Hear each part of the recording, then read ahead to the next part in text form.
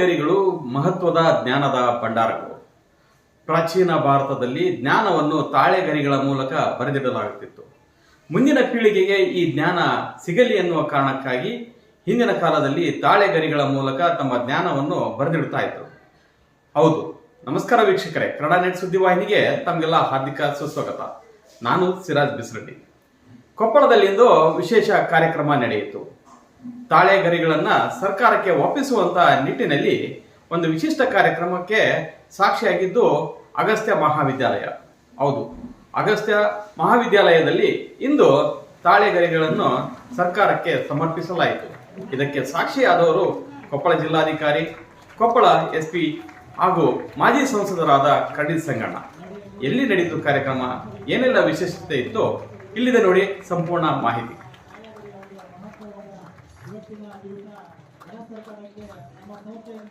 ಆ ಹಂತದಲ್ಲಿ ಡಾಕ್ಟರ್ ಲೋಕೇಶ್ ಬೇಕಲ್ ಅವರು, ನಮ್ಮ ಕಾಲೇಜಿನ ಉಪಾಧ್ಯಕ್ಷರಾಗಿರ್ತಕ್ಕಂಥ ಡಾಕ್ಟರ್ ಲೋಕೇಶ್ ಬೇಕಲ್ ಅವರು ದೈವ ವ್ಯಾಪಾಶ್ರಯ ಚಿಕಿತ್ಸೆ ಅಂತಕ್ಕಂಥ ಒಂದು ಚಿಕಿತ್ಸೆಯನ್ನು ಮಾಡಿ ಬ್ಲ್ಯಾಕ್ ಫಂಗಸ್ ಕೇಸನ್ನು ಗುಣಪಡಿಸಿದ್ರು. ಆ ಬ್ಲ್ಯಾಕ್ ಫಂಗಸ್ ಗುಣಪಡಿಸತಕ್ಕಂಥ ಟ್ರೀಟ್ಮೆಂಟು ಇದೇ ತಾಳೆಗರಿಯಿಂದ ಉಲ್ಲೇಖಿತ ಆಗಿರ್ತಕ್ಕಂಥ ಔಷಧಿಗಳನ್ನು ಉಪಯೋಗಿಸಿ ಮಾಡಿರ್ತಕ್ಕಂಥ ವಿಷಯ. ಅದರಿಂದ ಈ ಕಾರ್ಯಕ್ರಮವನ್ನು ಹಮ್ಮಿಕೊಂಡಿದೆ. ಎರಡನೇದಾಗಿ ಇತ್ತೀಚೆಗೆ ನಡೆದ ಘಟನೆ, ಒಂದು ಬ್ಲ್ಯಾಕ್ ಫಂಗಸ್ಗೆ ಸಂಬಂಧಪಟ್ಟಂತ ಹಿಂದಿನ ಘಟನೆ, ಎರಡನೇದು ಈ ಒಂದು ವಾರದ ಹಿಂದೆ ನಡೆದಿರ್ತಕ್ಕಂಥ ಘಟನೆ. ಕಾರ್ಡಿಯಾಲಜಿಸ್ಟ್ ಒಬ್ಬರು, ಹೃದಯ ರೋಗ ತಜ್ಞರೊಬ್ಬರು ಎಲ್ಲ ಹಾರ್ಟ್ಗಳು ಟ್ರಿಪಲ್ ವೆಸಲ್ ಡಿಸೀಸ್, ಹಾರ್ಟ್ನಲ್ಲಿರ್ತಕ್ಕಂಥ ಎಲ್ಲ ವೆಸಲ್ಸ್ ಬ್ಲಾಕೇಜ್ ಆಗಿದೆ ಅಂತ ಹೇಳಿ ಡಾಕ್ಟರ್ ಲೋಕೇಶ್ ಬೇಕಲ್ ಅವ್ರಿಗೆ ಪೇಷಂಟ್ಗಳನ್ನ ಕಳಿಸ್ಕೊಡ್ತಾರೆ. ಲೋಕೇಶ್ ಬೇಕಲ್ ಅವರು ಟ್ರೀಟ್ಮೆಂಟ್ ಮಾಡಿ 3 ದಿವಸದಲ್ಲಿ ವಿದಿನ್ 3 days ಮತ್ತೆ ಕಾರ್ಡಿಯಾಲಜಿಸ್ಟ್ ಕಡೆ ವಾಪಸ್ ಕಳಿಸ್ತಾರೆ. ಆ 3 ವೆಸಲ್ಸ್ ಕ್ಲಿಯರ್ ಆಗಿರ್ತಕ್ಕಂಥದ್ದು. ಭಾರತ ಬಹಳ ಶ್ರೀಮಂತ ಐತಿಹಾಸಿಕ, ಸಾಂಸ್ಕೃತಿಕ, ವಿಜ್ಞಾನದ ಗತವೈಭವವನ್ನು ಹೊಂದಿದೆ. ಈ ಗತವೈಭವ ಎಲ್ಲಿದೆ ಅಂದರೆ ಹಸ್ತಪ್ರತಿಗಳಲ್ಲಿದೆ. ಬಹಳಷ್ಟು ಬೇರೆ ಬೇರೆ ಭಾಷೆಗಳಲ್ಲಿದೆ. ಸಂಸ್ಕೃತದಲ್ಲಿರ್ಬೋದು, ಪ್ರಾಕೃತದಲ್ಲಿರ್ಬೋದು, ಪಾಲಿಯಲ್ಲಿರ್ಬೋದು, ತೆಲುಗಲ್ಲಿರ್ಬೋದು, ಕನ್ನಡದಲ್ಲಿರ್ಬೋದು, ತಮಿಳಲ್ಲಿರ್ಬೋದು, ಹೀಗೆ ವಿವಿಧ ಭಾಷೆಗಳಲ್ಲಿ ಅನ್ಪಬ್ಲಿಷ್ಡ್ ವರ್ಷನ್ಸಲ್ಲಿ ಇದಿದೆ.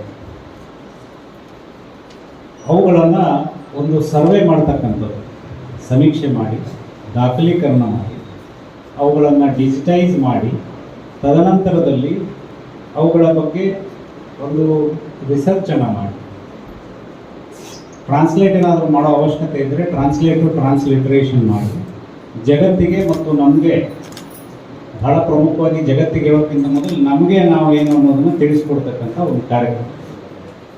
ಸೊ ಜಿಲ್ಲೆಯಲ್ಲಿ ಸುಮಾರು ಇದುವರೆಗೂ ಒಂದು 10 ನಮಗೆ ಈ ರೀತಿ ಇದೆ ಅಂತ ಹೇಳಿದ್ದಾರೆ.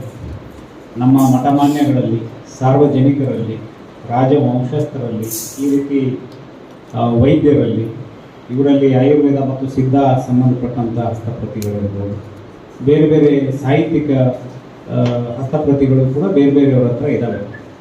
ಸೊ ಯಾರ ಹತ್ರ ಇದಾವಂತ ನಮ್ಗೆ ಗೊತ್ತಿಲ್ಲ. ಹಾಗಾಗಿ ನಾವು ಈಗಾಗಲೇ 2 ಬಾರಿ ಮೀಟಿಂಗ್ ಮಾಡಿ ತಿಳಿಸಿದ್ವಿ.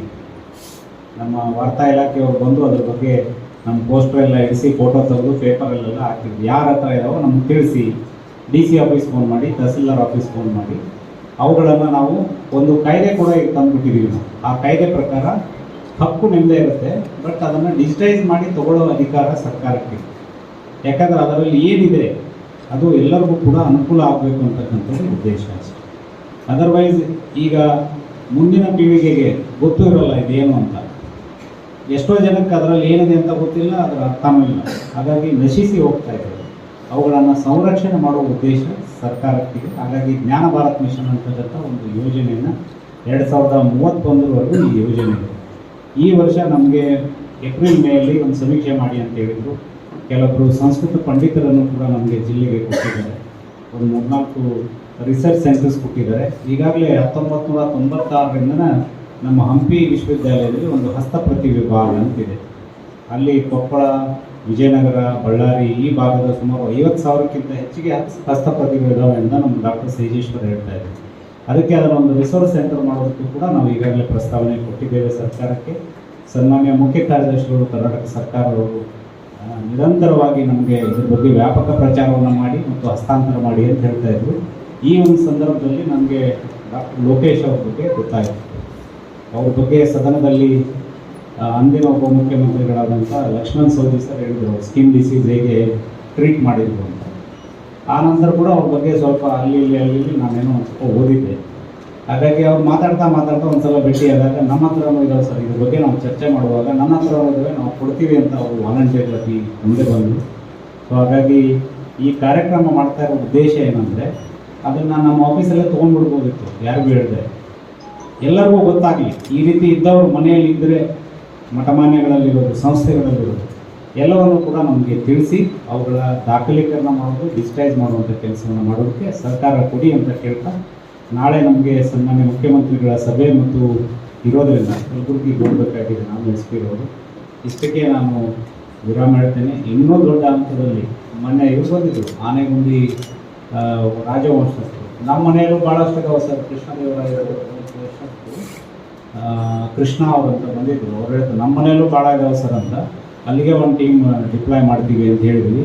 ಸೊ ಅಲ್ಲೂ ಕೂಡ ಅವನ್ನ ನಾವು ಡಿಜಿಟೈಸ್ ಮಾಡುವಂಥ ಕೆಲಸವನ್ನು ಮಾಡ್ತೀವಿ. ನೀವು ಇದ್ರ ಬಗ್ಗೆ ನಿಮಗೆ ಯಾರ್ಯಾರು ಕಾಂಟ್ಯಾಕ್ಟ್ ಬರ್ತಾರೋ ಅವ್ರಿಗೆ ಹೇಳಿ, ನಿಮ್ಮ ಮನೆಯಲ್ಲಿ ಇದ್ದರೆ ನಿಮ್ಗೆ ಗೊತ್ತಿರೋರ ಹತ್ರ ಇದ್ದರೆ ದಯವಿಟ್ಟು ನಮಗೆ ಮಾಹಿತಿ. ಸ್ಕ್ಯಾನಿಂಗ್ ಮಾಡ್ತಕ್ಕಂಥ ಇದು ನಮ್ಮ ಕೇಂದ್ರ ಸರ್ಕಾರದಿಂದ ಆರಂಭ ಆಗಿರ್ತಕ್ಕಂಥದ್ದು. ಈ ಕೇಂದ್ರ ಸರ್ಕಾರದಿಂದ ಆರಂಭ ಆದ ನಂತರ ನಮ್ಮ ಪುರಾತತ್ವ ಸಂಗ್ರಹ ಮತ್ತು ಪಾರಂಪರ್ಯ ಇಲಾಖೆ, ಪ್ರವಾಸೋದ್ಯಮ ಅಡಿಯಲ್ಲಿ ಬರ್ತಕ್ಕಂಥ ಇಲಾಖೆ ನೋಡಲ್ ಏಜೆನ್ಸಿಯಾಗಿ ಇವನ್ನ ಸ್ಕ್ಯಾನಿಂಗ್ ಮಾಡ್ತಕ್ಕಂಥ ಕೆಲಸ ಪ್ರತಿ ಜಿಲ್ಲೆಯಲ್ಲೂ ಸಹ ನಾವು ಒಂದೊಂದು ಕ್ಲಸ್ಟರ್ ಮಾಡ್ಕೊಂಡು ಅದನ್ನ ಸ್ಕ್ಯಾನಿಂಗ್ ಮಾಡ್ತಕ್ಕಂಥ ಕೆಲಸ ಮಾಡ್ತಾ ಇದೀವಿ. ಅದೇ ರೀತಿ ಕೊಪ್ಪಳದಲ್ಲೂ ಸಹ ಮನೆ ಜಿಲ್ಲಾಧಿಕಾರಿಗಳ ಸರ್ ಜೊತೆ ಒಂದು ಪ್ರೆಸ್ ಮೀಟ್ ಮಾಡಿ ಮೀಟಿಂಗ್ ಮಾಡಿ ಇದನ್ನು ನಾವು ಸ್ಕ್ಯಾನಿಂಗ್ ಮಾಡ್ತಕ್ಕಂಥ ಕೆಲಸ ಮಾಡ್ತಾ ಇದೀವಿ. ಇದು 2 ಹಂತದಲ್ಲಿ ನಮಗೆ ಆಗ್ತಾ ಇದೆ.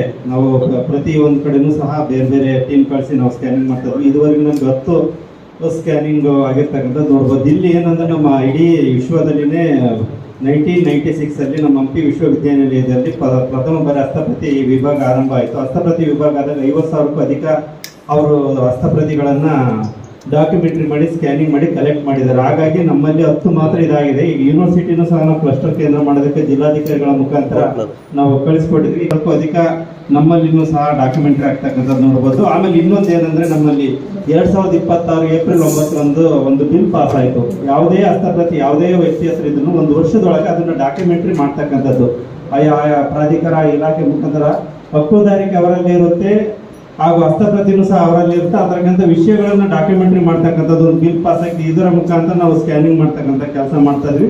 ಹಸ್ತಪ್ರತಿಗಳು ಅಂದ್ರೆ ಕೇವಲ ತಾಳೆಗರಿಗಳಲ್ಲ, ಕೈಯಲ್ಲಿ ಬರ್ತಕ್ಕಂಥ 100 years ಓಲ್ಡ್ ಇರ್ತಕ್ಕಂಥ ಕಾಗದ ಪತ್ರಗಳು ಸಹ ಹಸ್ತಪ್ರತಿಗಳ ಒಂದು ವ್ಯಾಪ್ತಿಗೆ ಬರ್ತವೆ.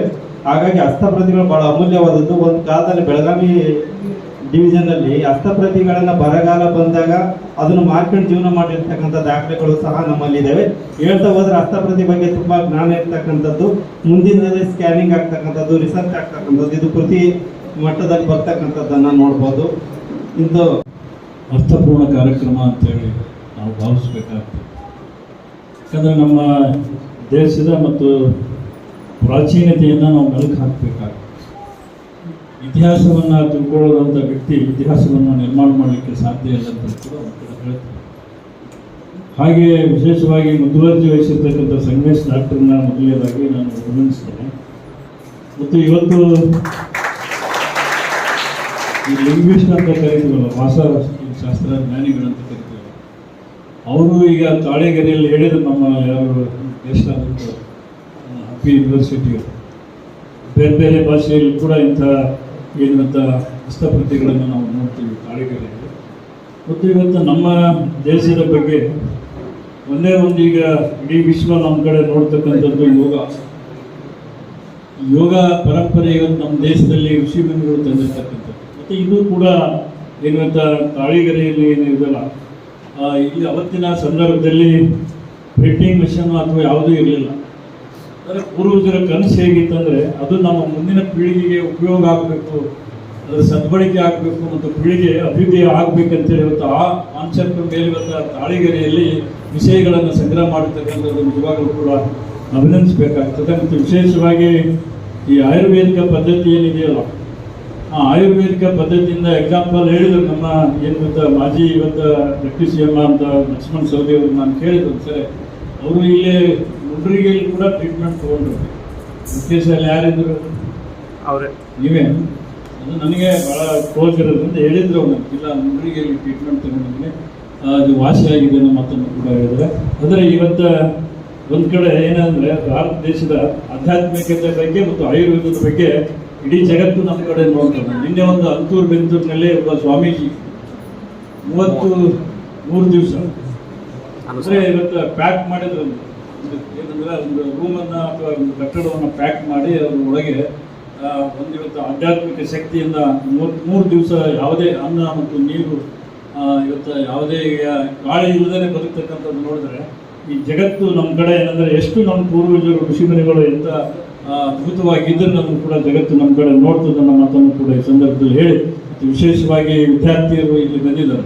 ನಮ್ಮ ಏನು ಮುದ್ದು ವಿದ್ಯಾರ್ಥಿನಿಗಳು ಕೂಡ ಇದರ ಕಾಳಜಿಯನ್ನು ವಹಿಸಬೇಕು, ಅದರ ಅರಿವನ್ನು ನೀವು ಪಡ್ಕೊಳ್ತಕ್ಕಂಥದ್ದನ್ನು, ಭವಿಷ್ಯವನ್ನು ನಿರ್ಮಾಣ ಮಾಡ್ತಕ್ಕಂಥ ಏನು ಆಶೆಯನ್ನು ನೀವು ಹೊಂದಬೇಕಂತ ಕೂಡ ನಾನು ಆಶಿಸ್ತೇನೆ. ಮತ್ತು ನನಗೂ ಕೂಡ ಈ ಸಂದರ್ಭದಲ್ಲಿ ಕರೆಸಿ ನಿರಂತರ ಸುದ್ದಿ ಹಾಗೂ ಮಾಹಿತಿಗಾಗಿ ನಮ್ಮ ಚಾನಲ್ ಲೈಕ್ ಮಾಡಿ ಮತ್ತು ಸಬ್ಸ್ಕ್ರೈಬ್ ಮಾಡಿ.